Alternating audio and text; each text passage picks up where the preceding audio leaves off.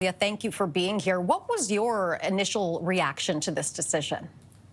We're very happy to have won. As the court recognized, this was an enormous power grab by the president, taking power that actually belongs to Congress and acting unconstitutionally.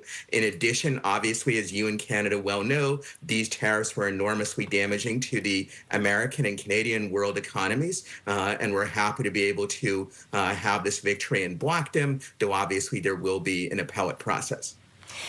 Now, what legal grounds did the court cite in this decision?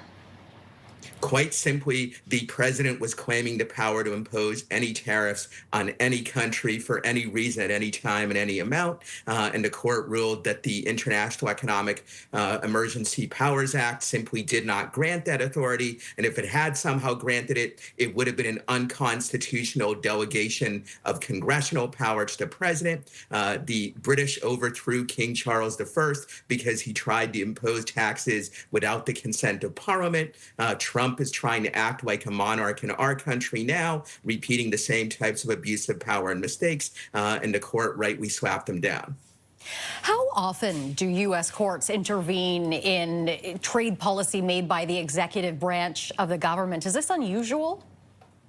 I think, as far as I know, this is the biggest decision of this sort, at least in a long time, if not ever. But it's also the biggest power grab in the area of trade by the president. He was trying to start what essentially was the biggest trade war since the Great Depression and inflicting damage on the U.S. economy and countries around the world, including, of course, Canada. And he simply had not the legal authority to do that.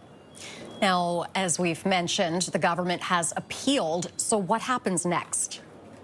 Next, this court case will be heard on appeal by the U.S. Court of Appeals for the Federal Circuit, and eventually it possibly could even get to the Supreme Court if the Supreme Court wants to take the case. But we are guardedly optimistic because we had a panel of 3 judges rule unanimously in our favor, judges appointed by both Democratic and Republican presidents, including one actually appointed by President Trump. So we have a strong case, and we're at least reasonably optimistic that appellate courts will recognize that, just as this trial court has done.